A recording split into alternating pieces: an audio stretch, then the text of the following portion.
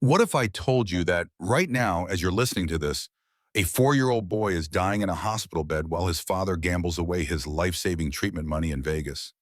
What if that same father has already taken out $10 million in life insurance policies on his own son? And what if the experimental drugs being pumped into that innocent child's veins aren't meant to cure him, but to kill him? This isn't fiction. This is the story of Sarah Mitchell, a mother who discovered her husband's betrayal went deeper than just an affair. While she held their son Jackson's hand in the ICU, counting each labored breath, her husband David was buying diamond jewelry for his pharmaceutical executive mistress, with money stolen from their son's medical fund. But here's where it gets truly sinister. The mistress wasn't just his lover. She was his business partner in a scheme so evil, it had already killed 17 children across 5 states. And Jackson was meant to be number 18. When Sarah tried to save her son, they had her committed to a psychiatric hospital. When she escaped, they tried to flee the country with Jackson as cargo, not to save him, but to sell him as a test subject to the highest bidder overseas. What would you do if everyone, the doctors, the police, even your own family, thought you were insane? How far would you go to save your child when the entire world is convinced you're the danger? In the next hour, you'll witness a mother's descent into a nightmare where love is currency, children are commodities, and the person who promised to protect you becomes your deadliest enemy. You'll discover how a grandfather's decades-old guilt becomes the key to salvation, how an FBI agent's personal vendetta uncovers a nationwide conspiracy, and how sometimes the only way to defeat a monster is to become something even more fierce, a mother with nothing left to lose. Stay with me for this story because I promise you this, by the end, you'll never look at a hospital the same way again. And you'll understand why Sarah Mitchell made a choice in the final moments that will haunt you long after this video ends. Before we dive into this incredible true story, if you appreciate content that exposes the darkness hiding in plain sight and celebrates the unbreakable strength of a mother's love, consider subscribing to our channel. Hit that notification bell so you never miss our deep dives into stories that need to be told. And if this story moves you, which I know it will, please share it. Because somewhere out there, another mother might be facing her own impossible battle, and she needs to know she's not alone. Let's begin. Sarah Mitchell stood in the pristine kitchen of their Palo Alto mansion, her phone pressed against her ear as it rang for the 47th time. Outside, California sunshine mocked her growing panic. 4-year-old Jackson lay upstairs, his breathing labored despite the oxygen machine they'd rushed to install just 3 days ago. The diagnosis had come while David was at his medical conference in Vegas. Acute autoimmune disorder with complications. The specialist at Stanford Children's Hospital had been clear. Jackson needed immediate treatment, experimental but promising. The cost would exceed insurance coverage by nearly $200,000. "Come on, David, pick up," Sarah whispered, her free hand gripping the marble countertop. The call finally connected. Casino sounds flooded through the speaker before David's slurred voice emerged. "Sarah, it's 2 in the morning. It's 11 at night, David. Where are you?" "Conference after party." A woman's laugh echoed in the background. "Important networking." "Jackson's getting worse. We need to start treatment tomorrow. I need you to transfer the money from our emergency fund." "Can't this wait until morning?" Sarah's composure cracked. "Our son can't breathe properly, David. No, it can't wait." Fine, I'll handle it when I get back Tuesday." "Tuesday? The conference ended yesterday." The line went dead. Sarah set down her phone with trembling hands and opened their banking app. She had David's credentials. He'd given them to her years ago when she managed their finances. Her finger hovered over the emergency fund account they'd built together. $250,000 set aside for exactly this kind of crisis. The screen loaded. The balance showed $17.32. Her legs gave out. She slid down the cabinet to the floor, staring at the screen. There had to be a mistake. She refreshed the app. Same number. Checked the transaction history. Dozens of withdrawals over the past 3 months, all transferred to an account she didn't recognize. From upstairs, Jackson's coughing fit echoed through the baby monitor. Sarah forced herself to stand, to think. Their savings account, empty. Investment portfolio, liquidated last month without her knowledge. Even her own checking account, carefully maintained from her consulting work before Jackson was born, showed a zero balance. She dialed David again, straight to voicemail. Her phone buzzed with a text from an unknown number. A photo appeared on screen. David at a roulette table, Ashley Harper draped over his shoulder, her pharmaceutical company badge visible on her designer dress. Stacks of chips covered the table. The timestamp showed 30 minutes ago. Sarah zoomed in on Ashley's wrist. A new tennis bracelet caught the casino lights, diamonds spelling out forever. Another text arrived, this time from David. "Stop calling, you're embarrassing me. We'll figure out Jackson's thing when I'm back." Jackson's thing. Their son's life reduced to an inconvenience, interrupting his Vegas adventure. Sarah climbed the stairs to Jackson's room, each step feeling like a mountain. Her son lay in his toddler bed, the Spider-Man sheets rising and falling with his struggled breathing. His little face, usually so animated, looked pale and drawn. "Mommy," he wheezed, "I'm here, baby." She sat beside him, smoothing his dark hair. "When's Daddy coming home?" "Soon," she lied, the word ash in her mouth. As Jackson drifted back to sleep, Sarah pulled up their insurance portal on her phone. Maybe there was something she'd missed, some coverage she hadn't explored. That's when she saw it. Their premium health insurance had been downgraded to basic coverage 6 weeks ago. The change authorization showed David's digital signature. Her phone rang. David. "Sarah, listen," he said, background noise gone, voice suddenly sober. "I know you're upset about the accounts." "Upset? You stole our son's medical fund." "I moved it temporarily. Business opportunity, it'll triple our money."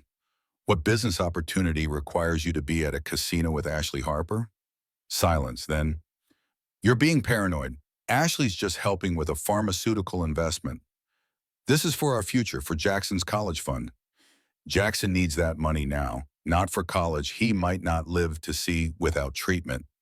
"Don't be dramatic. Kids bounce back from everything. The doctors always make it sound worse than it is."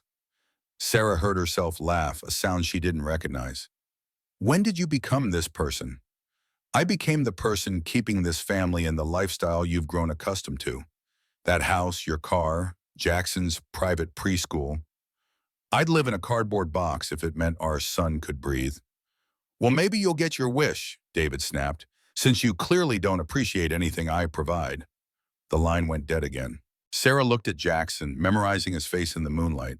Tomorrow she'd have to tell the hospital they couldn't afford to start treatment.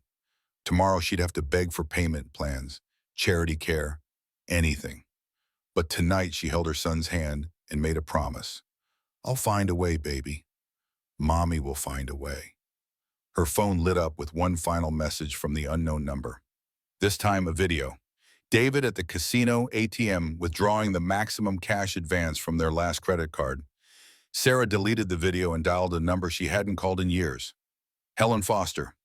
"Helen, it's Sarah Mitchell. I need help." David's return from Vegas came with fanfare Sarah hadn't expected. He walked through the door Tuesday afternoon carrying Jackson's favorite stuffed dinosaur from the airport gift shop and wearing his best remorseful expression. "Where's my champion?" he called out, his voice carrying false cheer through their mansion. Sarah watched from the kitchen doorway as he bounded up the stairs to Jackson's room. She heard her son's weak but delighted squeal. "Daddy!" The sound twisted her heart. Jackson didn't know. Couldn't know. 20 minutes later, David descended alone, his expression carefully composed. "He looks better than you made it sound. The steroids are masking the severity. They're temporary, David, without proper treatment." "I know." He moved toward her, arms outstretched.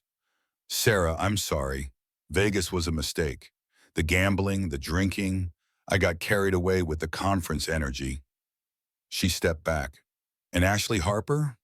His face didn't change, the mark of a practiced liar. "Ashley was there for business.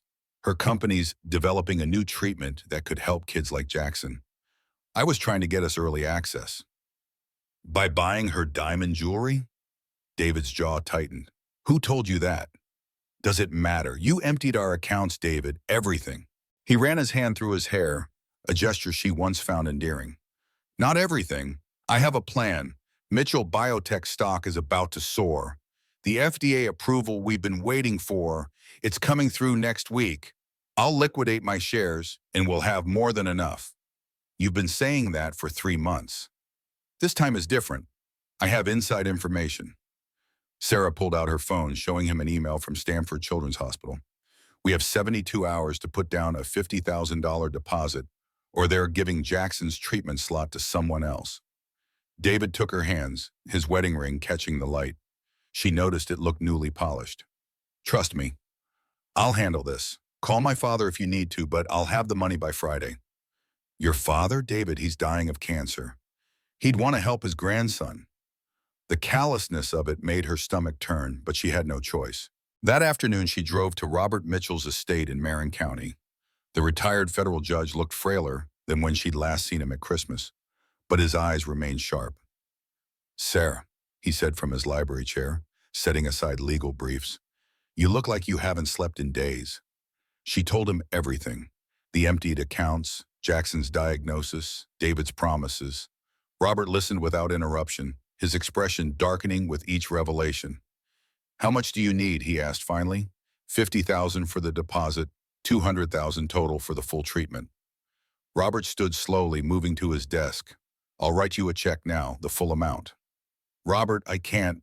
You're not asking, I'm offering. Jackson is my only grandson. He paused while they were writing.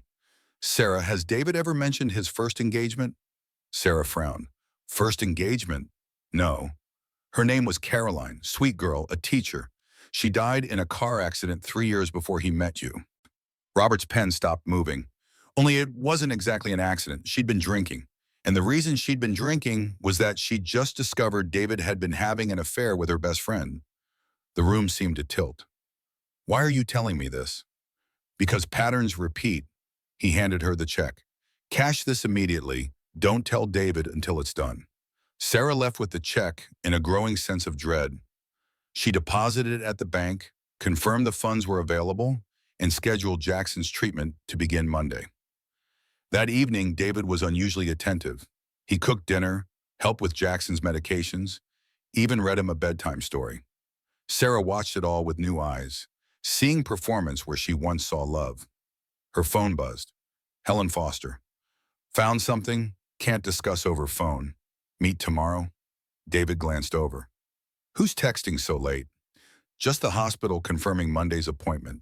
He smiled, pulling her close. See? Everything's working out. Dad came through, didn't he? She nodded against his chest, feeling his heartbeat and wondering if it had always been this cold. That night, she pretended to sleep while David slipped out of bed at 3 a.m. She heard him on the phone in his office, voice low but urgent. The transfer needs to happen before Monday. All of it. I don't care about the penalties. Sarah opened her laptop in the darkness, logging into their joint account. The $200,000 from Robert was there. She initiated an immediate transfer to a new account she'd opened that afternoon, one David didn't know about.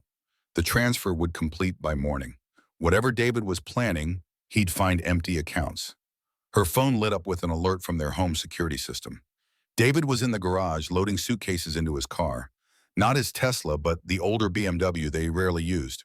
Sarah crept to Jackson's room, checking the locks on his windows, double-checking the baby monitor. She pulled up Helen's contact and typed, "Something's happening. David's trying to run." Helen's response was immediate. "Get Jackson and get out, now." But Sarah looked at her sleeping son, at the oxygen monitor, showing his fragile stability, and knew they were trapped. Jackson couldn't be moved without medical support. She heard the garage door close, David's footsteps on the stairs. Sarah returned to bed, forcing her breathing to remain steady as he slipped out back under the covers. "Sarah?" he whispered. She didn't respond. His phone buzzed on the nightstand. In the darkness, she saw the preview of Ashley's text. "Everything's ready. After Monday, we're free." Monday, Jackson's treatment day. The pieces clicked together with horrible clarity. David wasn't planning to run. He was planning something worse. Monday arrived wrapped in coastal fog that seemed to press against the windows of Stanford Children's Hospital. Sarah hadn't slept since discovering David's text messages. She'd spent the weekend documenting everything, sending copies to Helen, and pretending normalcy for Jackson's sake. "Ready for your big day, Superman?" she asked Jackson as nurses prepared his pre-treatment IV. Will it hurt? His small voice carried the weight of too much medical experience for a 4-year-old. Just a little pinch. Then you'll start getting better. David entered the room with coffee and his phone pressed to his ear. I understand the timeline. Just make sure the paperwork is filed before noon. He ended the call, flashing his corporate smile. How's our warrior? Daddy, look, I got a special bracelet. Jackson held up his hospital wristband. That's great, buddy. David barely glanced at it, already checking his phone again. Dr. Martinez entered with a team of specialists. Mr. and Ms. Mitchell were ready to begin. The initial treatment will take about 6 hours. One parent can stay. I'll stay, Sarah said quickly. Actually, David interjected, I think we should both be here for the first hour. Then I need to handle some urgent business. Family business, he added, looking at Sarah meaningfully. She knew that look. Play along or face consequences. Sarah nodded. As the medical team began Jackson's treatment, David pulled Sarah into the hallway. The FDA approval came through this morning. Mitchell Biotech stock is soaring. I need to get to the office to manage the announcements. Our son is starting chemotherapy, and you're worried about press releases? This windfall will set Jackson up for life. Best doctors, best care, anything he needs. He cupped her face with practiced tenderness. Trust me one more time.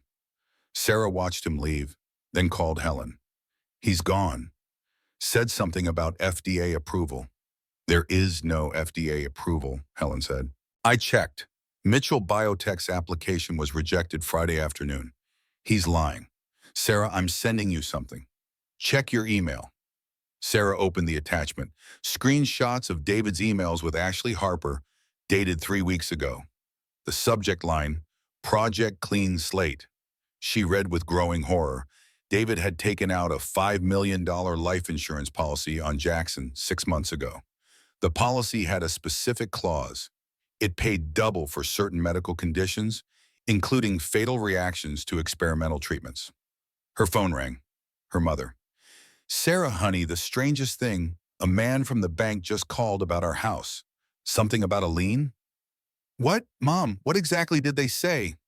That David had co-signed our mortgage refinance last year, and now there's some kind of default? But we've never missed a payment. Sarah's blood went cold. Mom, don't sign anything. Don't talk to anyone. I'll call you back. She hung up and immediately checked her parents' mortgage information online. David had indeed co-signed, using his power of attorney that she'd granted him during her complicated pregnancy with Jackson. He'd then borrowed against their equity and defaulted intentionally. Her phone buzzed. 3 notifications in rapid succession. Credit card declined at the hospital pharmacy. Home security system offline. Email from her landlord. Eviction notice for non-payment. Wait, landlord? They owned their house. Sarah called their real estate attorney. After 10 minutes on hold, she learned the truth. David had sold their house to a shell company called MH Holdings 3 weeks ago, forging her signature. MH Holdings was registered to Ashley Harper's mother. She ran back to Jackson's room. He was sleeping peacefully, the IV drip delivering what she thought was life-saving medicine. Dr. Martinez was checking his vitals. Doctor, I need to know exactly what's in that IV. Standard pre-treatment protocol, immunosuppressants, anti-nausea medication, and the trial drug compound. Can I see the medication labels? Dr. Martinez looked confused but showed her. Sarah photographed everything, sending them immediately to Helen. Helen called within minutes. Sarah, 2 of those drugs aren't FDA approved for pediatric use. They're experimental compounds from Harper Pharmaceuticals. The combination could cause what? Cardiac arrest in patients with Jackson's specific markers. It would look like a tragic reaction to treatment. Sarah dropped the phone. They weren't trying to cure Jackson. They were trying to kill him. She lunged for the IV line, but a hand caught her wrist. Ashley Harper stood in the doorway, dressed in a pristine white coat with a hospital ID badge. Mrs. Mitchell, you seem distressed. Perhaps you should take a break. Her smile was predatory. Get away from my son. I'm consulting on Jackson's case. Doctor, Martinez requested my expertise. Ashley moved closer to Jackson's bed. Such a beautiful boy. So fragile. Sarah hit the emergency call button repeatedly. I want you out of this room. Emotional instability is common in parents facing their child's mortality, Ashley said calmly to the arriving nurses. Mrs. Mitchell has been showing signs of paranoia all week. Her husband warned us. That's not. She accused him of stealing money, of having affairs. Classic projection from someone overwhelmed by stress. Dr. Martinez returned, looking concerned. Mrs. Mitchell, maybe you should check those medications, Sarah shouted. She's trying to hurt Jackson. Mrs. Mitchell, please. You're frightening the other patients. Two security guards appeared. David was with them, his face a mask of concern. Sarah, honey, you're having an episode. Remember what happened after Jackson was born? The postpartum psychosis? I never had the delusions, the paranoia about someone trying to hurt the baby. It's happening again. He turned to Dr. Martinez. She stopped taking her medication. I should have noticed the signs. Sarah realized the trap too late. Every protest made her look more unstable. Every truth sounded like delusion. We've arranged for you to get help, David continued. Pacifica Psychiatric has a bed waiting. No, Sarah tried to reach Jackson, but the security guards restrained her. Please test those drugs. Call Helen Foster. She has proof. Helen Foster? David shook his head sadly. Doctor, Helen Foster was Sarah's roommate at her last psychiatric hospitalization. She doesn't exist outside Sarah's mind. The last thing Sarah saw before the sedative took effect was Ashley adjusting Jackson's IV drip, increasing the flow rate. Sarah awoke in a white room that smelled of industrial disinfectant and despair. Her wrist bore soft restraints, and her mouth felt cotton dry from whatever sedative they'd administered. Through the small window, she could see it was dark outside. How many hours had passed? How many critical hours of Jackson's life? Awake at last, a nurse said, checking her vitals. Doctor will be pleased. You've been out for 12 hours. 12 hours. Sarah's heart hammered against her ribs. My son. I need to call about my son. All in good time. Dr. Kellerman wants to evaluate you first. Dr. Kellerman arrived an hour later, a thin man with nervous eyes who kept glancing at his tablet. Mrs. Mitchell, your husband's very concerned. He says you've been off your medication for months. I've never been on psychiatric medication. Check my medical records. I have them here. He showed her the screen, a complete psychiatric history she'd never seen before, dating back 5 years. Hospitalizations that never happened, medications she'd never taken, all with her forged signature and David's authorization. These are fake. David created them. Mrs. Mitchell, denial is common. Call Stanford Children's Hospital. Check on Jackson Mitchell. Please. Kellerman sighed but made the call. Sarah watched his expression change. I see. Thank you. He set down the phone carefully. Your son experienced a serious reaction to treatment 3 hours ago. He's in intensive care. Sarah lunged against the restraints. Let me go. He needs me. Mrs. Mitchell, you're on a 72-hour psychiatric hold. I can't release you. Then call Helen Foster, 555-0198. Your husband mentioned this delusion. Helen Foster is real. Call the number. To her surprise, he did. The phone rang once, twice, then, Dr. Kellerman, this is Special Agent Helen Foster with the FBI. I've been expecting your call. Sarah saw Kellerman's face pale. He put the call on speaker. Doctor, you're holding my key witness in a federal investigation into David Mitchell and Ashley Harper. I need you to keep Sarah Mitchell safe, but do not, under any circumstances, let her husband know she's conscious. FBI, I don't understand. Harper Pharmaceuticals has been running illegal drug trials on terminal children. David Mitchell has been identifying targets through his biotech connections. Sarah Mitchell discovered this and contacted me 3 days ago. Her husband had her committed to silence her. Kellerman looked at Sarah with new eyes. The psychiatric history? Fabricated. We have the real records. Dr. Jackson Mitchell is being poisoned, not treated. Poisoned. If Sarah doesn't get to him soon, he'll die, and it will look like a tragic medical accident. I can't just release her. There are protocols. Then break them. A child's life is at stake. Kellerman hesitated, then began removing Sarah's restraints. There's a service exit in the basement. Shift changes in 20 minutes. Sarah grabbed his hands. Thank you. I'll be in the parking garage, Helen's voice continued. Black SUV, Sarah, we have one shot at this. 19 minutes later, Sarah slipped through the service exit wearing scrubs Kellerman had provided. Helen's SUV idled nearby. Sarah dove into the passenger seat. Jackson? She asked immediately. Alive. Barely. I've been monitoring through hospital contacts. They've moved him to a private room. David's there with Ashley and someone else, a lawyer probably. Helen pulled out a tablet showing security footage. This is from 2 hours ago. Sarah watched David sign papers while Ashley adjusted Jackson's monitors. The lawyer was explaining something about accidental death benefits and expedited payment processing. They're going to kill him tonight, Sarah whispered. Not if we stop them. Helen handed her an earpiece. I've been investigating Ashley for 2 years. She's done this before. 3 children in Boston, 2 in Philadelphia. All died from unexpected reactions to her company's drugs. Why hasn't she been arrested?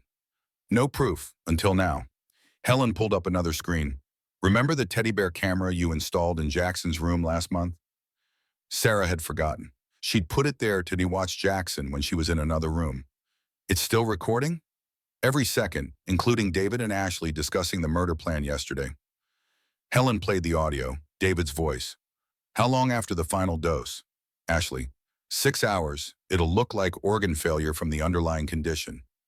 David. And the insurance? Ashley. Pays out within 48 hours for pediatric deaths. 10 million split between us. Sarah's hands clenched. We have to go now. Wait.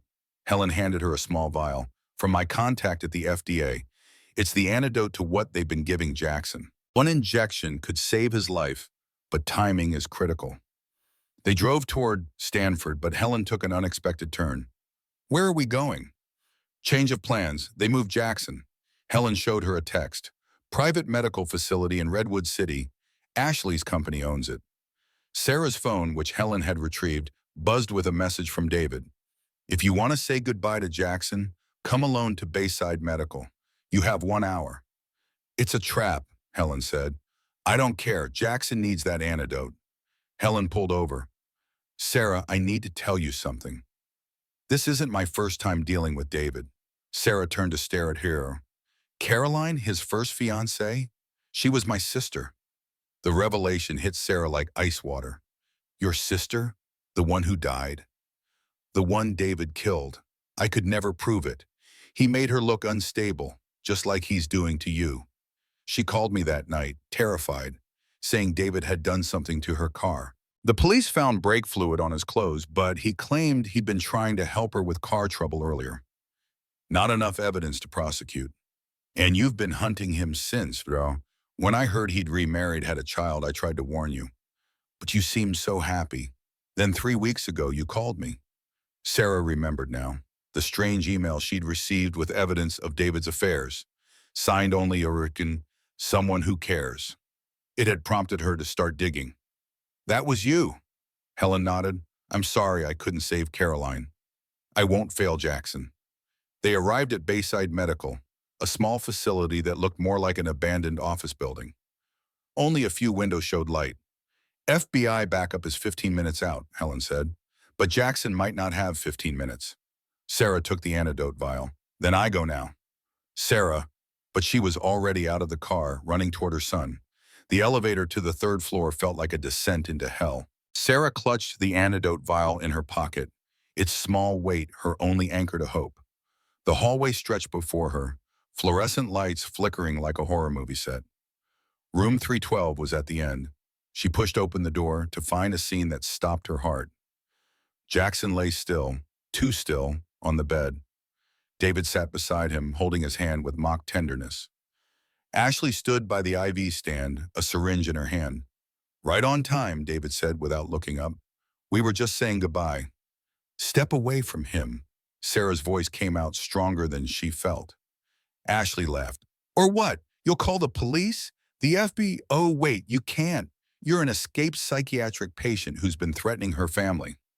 Sarah moved closer, noting the security camera in the corner. Is it recording?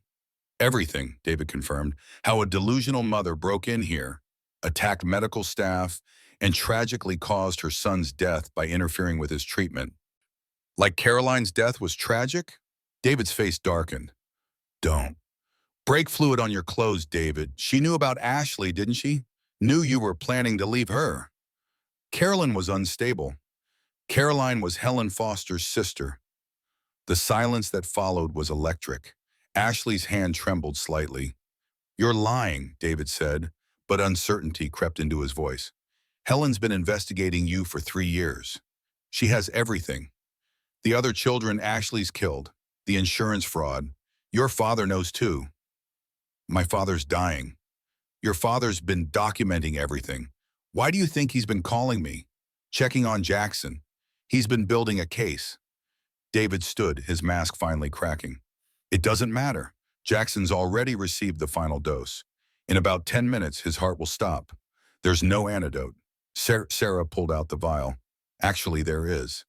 Ashley lunged for it, but Sarah was ready. She dodged, racing to Jackson's bedside. David grabbed her wrist, trying to wrestle the vial away. You think you've won? He snarled. Even if you save him, no one will believe you.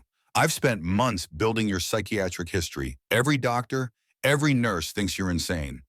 Maybe, Sarah said, then louder. Hey, Jackson's Teddy. Remember the song Mommy taught you? David frowned.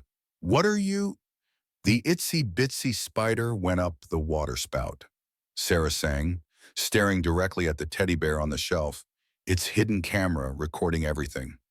Stop it, Ashley commanded, but Sarah continued. Down came the rain and washed the spider out. David followed her gaze to the bear. His face went white. He grabbed it, finding the tiny camera lens.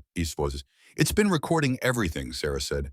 Every visit, every conversation, every confession, including this one. Helen's voice came from the doorway. She stood with 3 FBI agents, weapons drawn. David Mitchell, Ashley Harper, you're under arrest for attempted murder, insurance fraud, and conspiracy. Ashley dropped the syringe. David released Sarah's wrist. Sarah immediately injected the antidote into Jackson's IV port. Within seconds, his color began improving. His eyelids fluttered. Mommy? Jackson's weak voice was the most beautiful sound she'd ever heard. I'm here, baby. I'm here. As the FBI led David and Ashley away, David turned back. This isn't over. My lawyers will be interested to know about Caroline, Helen interrupted. In Boston, in Philadelphia, we have everything, David. 3 years of everything. Sarah held Jackson as medics checked his vitals, confirming the antidote was working. Her phone rang. Robert Mitchell. Sarah, I'm at Stanford. They said Jackson was moved? Robert, I'm sorry. David? I know. I've known for weeks. That's why I hired Helen. Sarah nearly dropped the phone. You hired her? After Caroline died, I suspected but couldn't prove. When Jackson got sick and David started acting strangely, I reached out to Caroline's family. Found Helen. She'd become FBI to catch him. The money you gave me was marked, every serial number tracked. Led us right to Ashley's accounts. Sarah looked at Helen, who nodded. They'd all been playing a longer game than she'd realized. 3 days later, Sarah sat in a federal courthouse in San Francisco, Jackson safely recovering at Stanford under protective custody. The prosecutor, a sharp woman named Janet Chen, laid out the evidence that had been building for years. Mrs. Mitchell, were you aware your husband had taken out multiple insurance policies on your son? Not until Helen showed me. $5 million from one company, $3 million from another, $2 million more from a third. $10 million total. And the beneficiary? Originally me, but changed to himself 3 weeks ago. Chen displayed the forged documents on a screen. Did you sign these change forms? No, that's not my signature. The deeper they dug, the more horrifying it became. David hadn't just planned to kill Jackson. He'd been systematically destroying Sarah's credibility for months, preparing for this moment. Every business trip had been carefully documented to establish her as an unfit mother. Every medical consultation for Jackson had actually been Ashley administering small doses of toxins to make him progressively sicker. The genius of it, Chen explained during a break, was making Jackson's illness look natural. A rare autoimmune condition that would eventually require experimental treatment that would tragically fail. Helen joined them carrying a box of files. We found 3 more cases. Children in Seattle, Miami, and Dallas. All received treatments from Harper Pharmaceuticals. All died within 6 months. Their parents? Sarah asked, though she feared the answer. One suicide, one in prison for allegedly shaking her baby. One institutionalized. Ashley didn't just kill children. She destroyed entire families. Sarah's phone buzzed, a text from an unknown number. You think you've won? D. Helen immediately called tech support to trace it. Within minutes, they had their answer. David had somehow accessed a phone from his federal holding cell. How? Guard corruption, probably. We're investigating. That evening, Sarah visited Robert at his home. The old judge looked frailer, but somehow more at peace. I failed him, Robert said simply. After his mother died, I threw money at him instead of attention. When Caroline died, I chose to believe his lies because the truth was unbearable. You saved Jackson. No, Sarah. You saved Jackson. You fought when everyone said you were crazy. That takes a courage I didn't have 3 years ago. Robert pulled out a thick envelope. David's have been removed from my will. Everything goes to Jackson now, in a trust you'll manage. But there's something else you need to know. He handed her a photograph, a young woman holding a baby, standing next to a much younger Robert. My first wife, Margaret, and our daughter, Rebecca. They died in a car accident when Rebecca was 2. David never knew he had a half-sister. Sarah studied the photo. Rebecca looked remarkably like Jackson. I see it too, Robert said. The resemblance, it's like God gave me a second chance through Jackson. Don't let me waste it. You won't. Jackson asks about Grandpa every day. There's more, Robert continued. I've been investigating Mitchell Biotech. David wasn't just embezzling. He was selling patient data to Ashley's company. They were identifying vulnerable families, children with specific genetic markers that made them ideal test subjects. Sarah felt sick. How many? Dozens, maybe hundreds. The FBI is still counting. Her phone rang. Chen's voice was urgent. Sarah, David's escaped. The words didn't compute. What? How? Guard was paid off. David's gone. Ashley too. Someone posted their bail with cryptocurrency untraceable. We have teams searching, but Sarah dropped the phone. Through Robert's window, she saw a figure in the garden. David, standing under the oak tree, staring up at them. Robert reached for his desk drawer, pulling out a revolver. Call 911. But David wasn't approaching. He stood perfectly still, then held up his phone, typing something. Sarah's phone buzzed. Check on Jackson. Her blood froze. She called Stanford immediately. This is Sarah Mitchell. My son Jackson. Mrs. Mitchell, we've been trying to reach you. Jackson's missing. The room spun. What do you mean missing? A woman claiming to be your sister took him for tests. She had all the proper identification, knew all the security codes. Sarah was already running to her car, Robert close behind despite his frailty. Helen's voice crackled through her phone. We've got him on camera. David created a diversion while Ashley took Jackson. They're heading north. Where? Tracking now. Sarah, don't.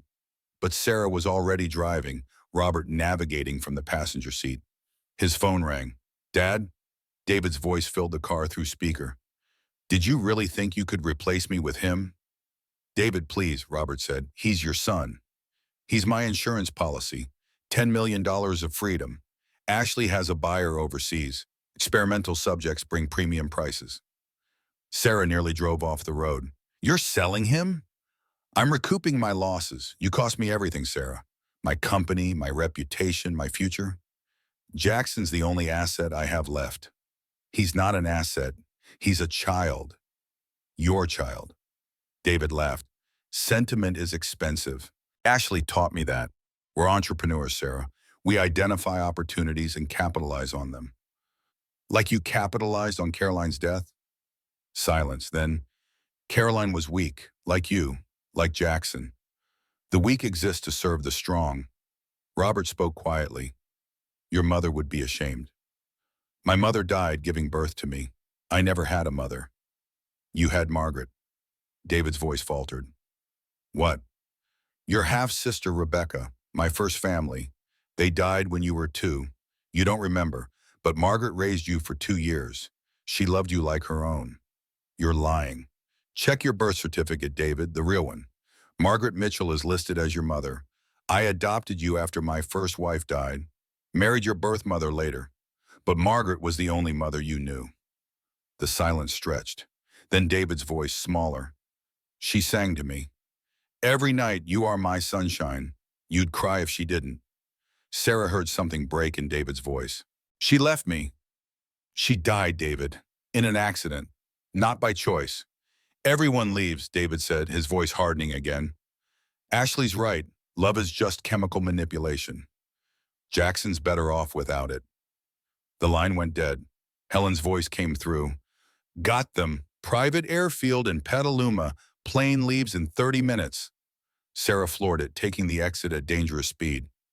Robert gripped the door handle but said nothing. 20 minutes later, they screeched into the airfield. A small jet sat on the runway, engines running. Through the window, Sarah saw Ashley holding Jackson, who appeared unconscious. Sarah burst from the car before it fully stopped. The tarmac stretched between her and the jet like an ocean. Security guards moved to intercept her, but Robert's voice rang out with judicial authority. Federal warrant! Stand down! He had no warrant, but the guards hesitated. It was enough. Sarah sprinted past them toward the jet's stairs. Ashley appeared in the doorway, holding Jackson like a shield.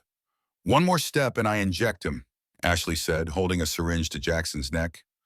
Concentrated potassium chloride. His heart stops in seconds. Sarah froze.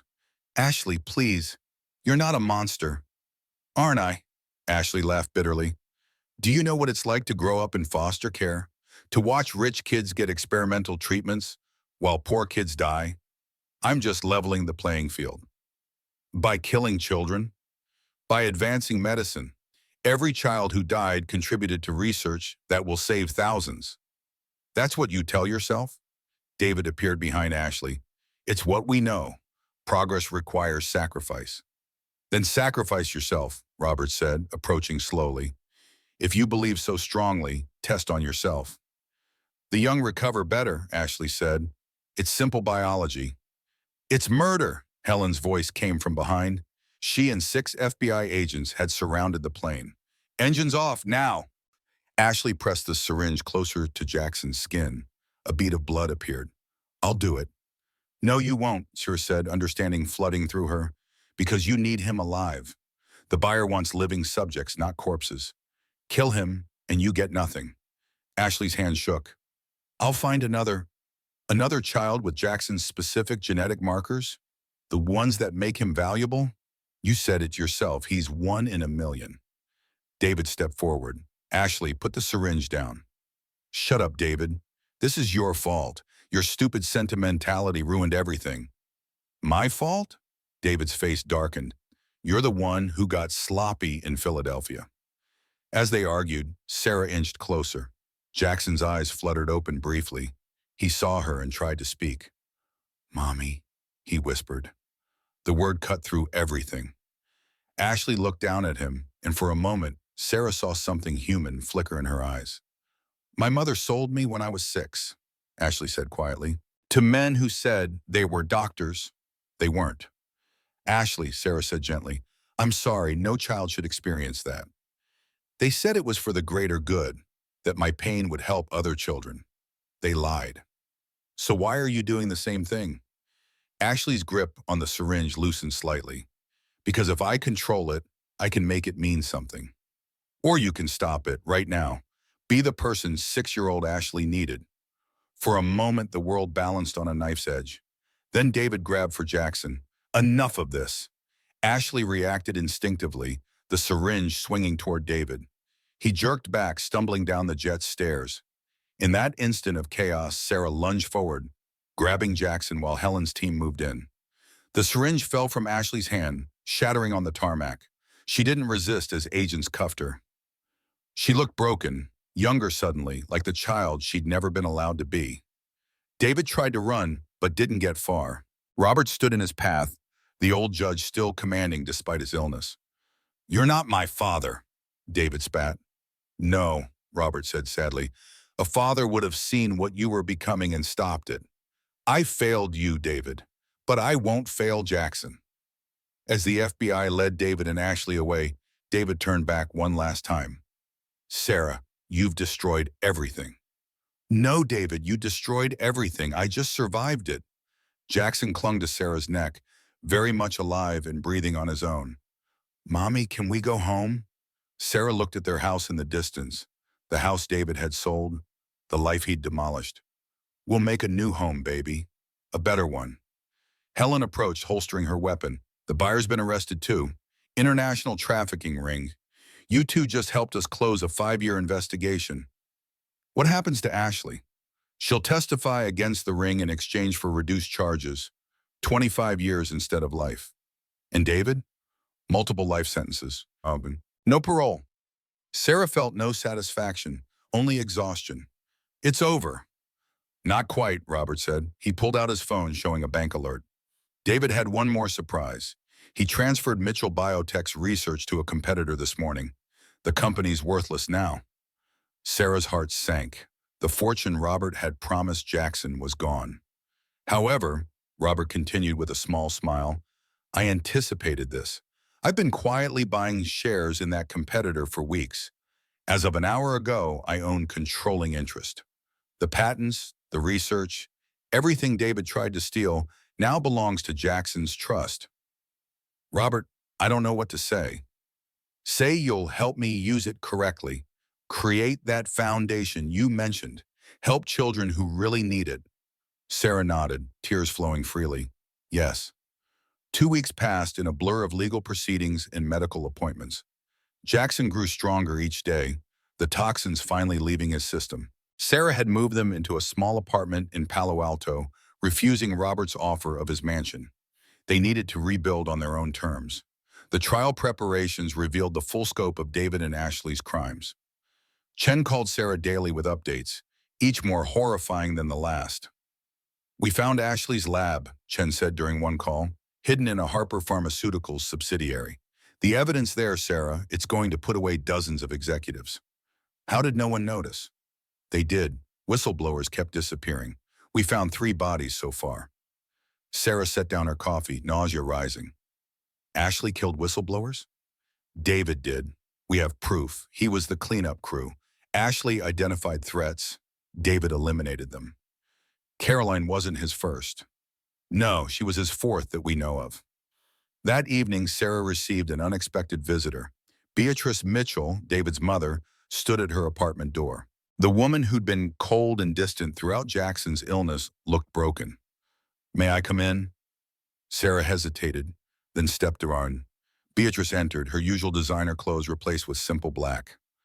I knew, Beatrice said without preamble. About David. Not everything, but enough. Sarah said nothing, waiting. When he was 7, he killed our neighbor's cat, said it was an experiment. I told Robert it was childhood curiosity. When he was 12, a classmate fell downstairs after an argument with David. I said it was coincidence. When Caroline died, her voice broke. You knew he killed her. I suspected, but he was my son, my only son. I thought if I loved him enough, he'd change. Love doesn't cure psychopath. No, it enables it. Beatrice pulled out an envelope. This came to my lawyer yesterday. David's trying to claim insanity, says I abused him, created his pathology. Sarah read the document. David's defense was painting him as a victim of generational trauma. Did you? Sarah asked directly. I neglected him, Beatrice admitted. After Robert told me about his first family, I resented David for not being truly mine. But abuse? No. The truth is worse. I ignored what he was because I didn't want to see it. Why tell me this? Because I need you to testify. Tell them I was a cold mother, but not an abusive one. Don't let him use lies to escape justice. Sarah saw the desperation in her eyes. I'll tell the truth, whatever that means for you. Beatrice nodded and left without another word. That night, Jackson had his first nightmare-free sleep in months. Sarah watched him breathe easily, no machines, no medications. Her phone buzzed with a text from Helen. Check the news.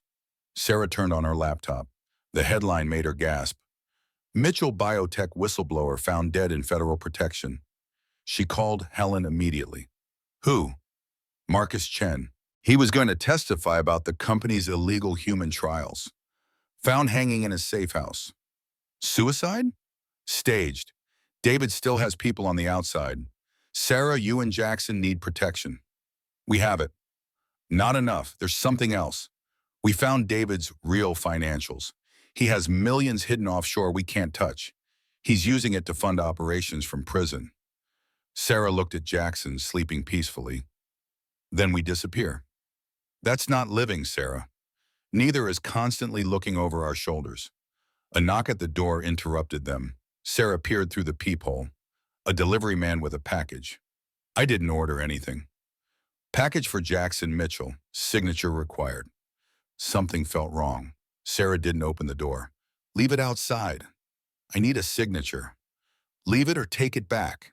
The man hesitated, then set down the package and left. Sarah watched through the window as he got into an unmarked van and drove away. She called the bomb squad. 2 hours later, the captain confirmed her instincts. Not a bomb, but close. Powdered ricin in a spring-loaded container. Opening it would have been fatal. Sarah made a decision. She called Chen. I want to visit David. Absolutely not. I need to face him. With guards, cameras, everything recorded. I need him to know he hasn't broken me. Chen sighed. I'll arrange it. The federal detention center felt like descending into hell's waiting room. Sarah passed through 7 security checkpoints, each more thorough than the last. Chen walked beside her, along with Helen and 2 federal marshals. He doesn't know you're coming, Chen said. We want his genuine reaction. They entered a stark room divided by bulletproof glass. David sat on the other side in orange jumpsuit and shackles, looking surprisingly well-groomed. His expression when he saw Sarah was worth the trip. Shock, then rage, then something like amusement. Hello, darling, he said into the phone. You look tired. Sarah picked up her receiver. Attempted murder by ricin, David? That's desperate, even for you. I don't know what you mean. I'm in solitary confinement. How could I possibly? Your network's been compromised. We have them all.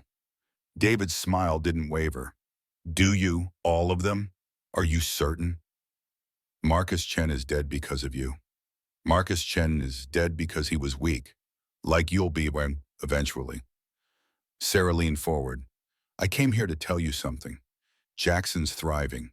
Your father's fortune ensures he'll never want for anything. Your company's been reformed into a children's medical foundation. Everything you built now serves the people you tried to destroy. David's jaw tightened. Temporary. Everything's temporary. Including you. Your execution date's been set. That was a lie, but David's face paled. What? Federal prosecutors seeking death penalty. Caroline, the whistleblowers, the children. Texas has agreed to take the case if California won't execute. You know Texas loves their death row. You're lying. Sarah pulled out a document, pressing it against the glass. A motion for capital punishment with Chen's signature. David's composure finally cracked. You can't. I have information.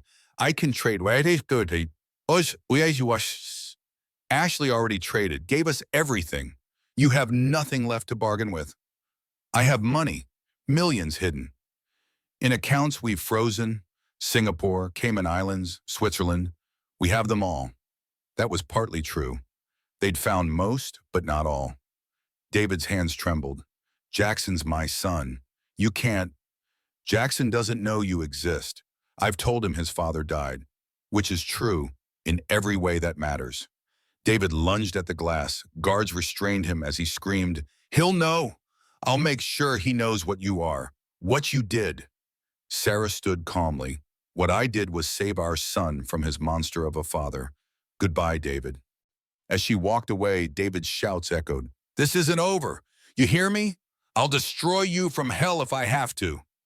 Outside, Helen put a hand on Sarah's shoulder. You okay?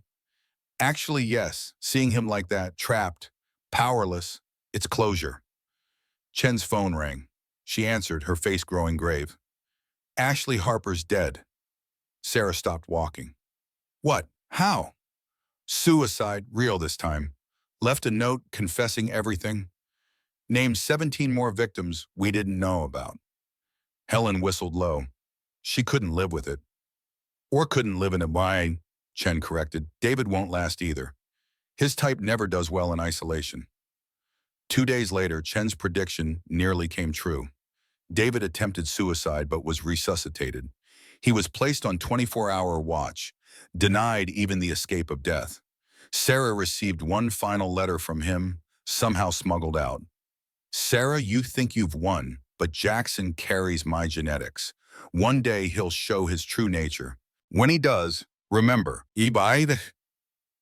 remember, you chose to let him live. Every person he hurts will be on your conscience. My legacy lives through him. Sarah burned the letter. Jackson was nothing like David. Love, real love, would make sure of that. Robert called that evening. The foundation papers are ready. We're calling it the Caroline Foster Foundation. Helen's sister. Perfect. Helen will run it. You'll oversee Jackson's trust and have a board position if you want it. I want something else first. Name it. A normal life. For a year, maybe 2. Jackson needs to be a kid. I need to be just his mom. Done. The foundation will wait. 2 years later, Sarah stood in a different courtroom, this one filled with sunlight streaming through tall windows. Jackson, now 6 and vibrant with health, sat in the gallery between Robert and Helen, coloring quietly in a dinosaur book. The adoption is granted, the judge declared. Jackson Mitchell is now legally Jackson Foster Mitchell, with full inheritance rights as specified by Robert Mitchell. It had been Robert's idea, officially making Sarah and Jackson family in every legal sense, erasing any claim David might ever attempt from prison. Outside the courthouse, a small celebration waited. Parents of children saved by the Caroline Foster Foundation they had gathered. In 2 years, they'd funded treatment for 300 children and exposed 4 more companies running illegal trials. Miss Sarah, a young girl ran up, hugging Sarah's legs. Lucy, one of their first saves. Is Jackson coming to my birthday? Wouldn't miss it, Sarah promised. As the crowd dispersed, Helen approached with a tablet. You need to see this. The headline read, David Mitchell found dead in cell. Sarah felt nothing. No relief, no sadness, just emptiness. Suicide? Murder. Apparently he owed the wrong people money even from prison. It's over then. There's more. He left something. A video confession. Full details of every crime, including ones we didn't know about. He names 30 more victims. Sarah looked at Jackson, playing with Lucy and other survivor children. Why confess?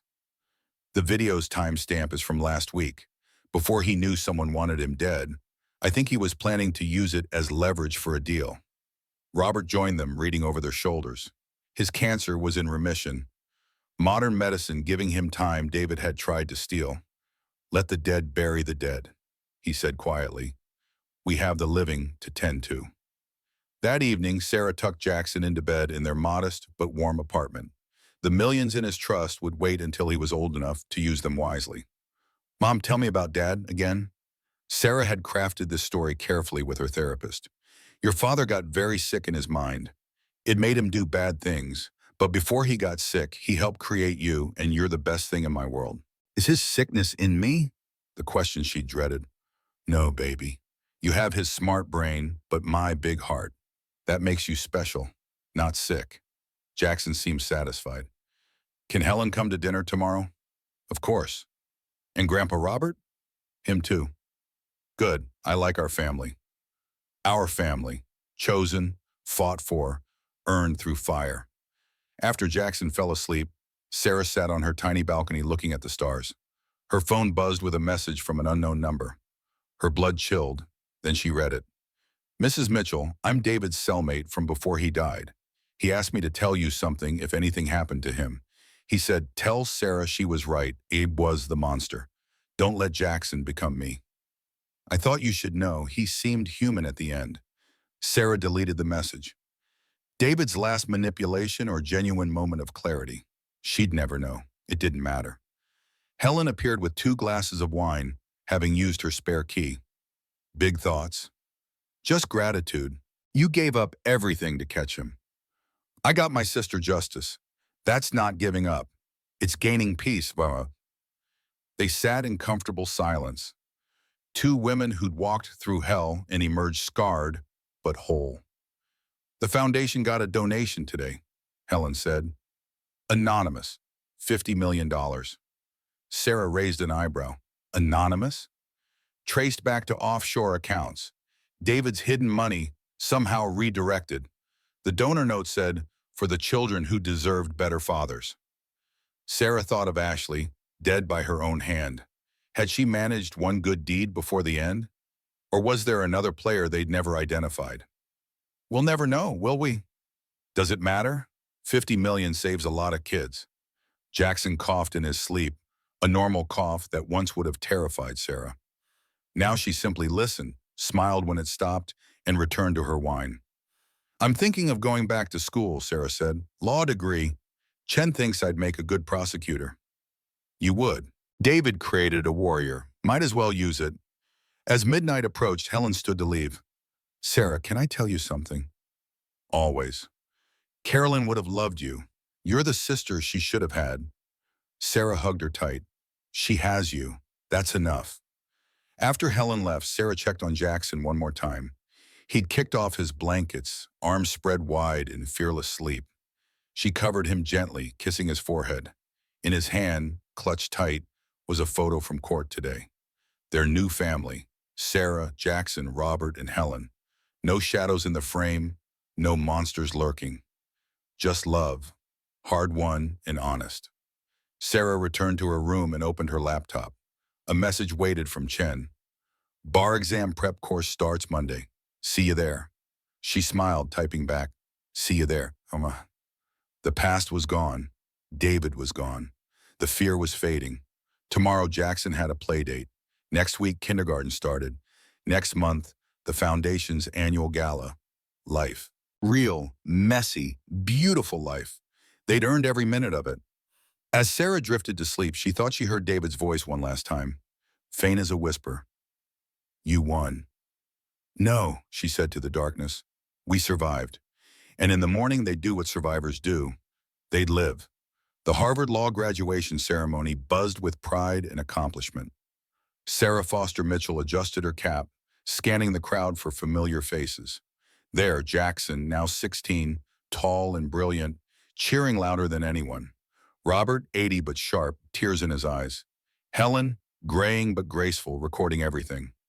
Sarah Foster Mitchell, magna cum laude, special recognition for work in victims' rights advocacy. As she walked across the stage, Sarah thought of the journey.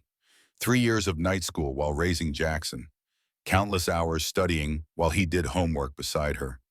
The bar exam passed on first try. Chen waited backstage. Ready for the DA's office? Ready. Later at the celebration dinner, Jackson raised a toast. To my mom, who taught me that monsters are real, but heroes are stronger. He didn't know the full story. Someday when he was ready, Sarah would tell him about his father, his survival, the foundation built on saved lives. But tonight was for joy. Robert pulled Sarah aside. I have maybe a year left. Cancer's back. Sarah gripped his hand. We'll make it count. Already have. Watch. He called Jackson over. I'm retiring from the foundation. You're both taking over. Jackson, you'll learn the business side. Sarah, the legal. Together, you'll save more children than I ever dreamed. Jackson's eyes widened. Grandpa, I'm only 16. Your mother was only 32 when she fought the devil and won. You're ready. That night, Sarah found a package at her door. No return address. Inside, a USB drive and a note. The rest of David's victims, do what's right. A friend. Sarah plugged it in, hundreds of files. Names, dates, crimes they'd never suspected. She called Helen. How many years until the statute of limitations runs out? For murder? Never. Then we have work to do. As she began reading, Jackson appeared in her doorway. Mom, you okay? She looked at her son. Kind, brilliant, nothing like David despite sharing his DNA. Just getting ready for tomorrow's fight. Can I help? Sarah smiled. Always. They worked until dawn, mother and son, building justice from the ashes of evil. The war was over, but the mission, protecting the innocent, seeking justice, choosing love over fear that would continue as long as they drew breath. David had been wrong about one thing. His legacy wasn't Jackson. His legacy was the army of warriors his evil had created, and they would never stop fighting.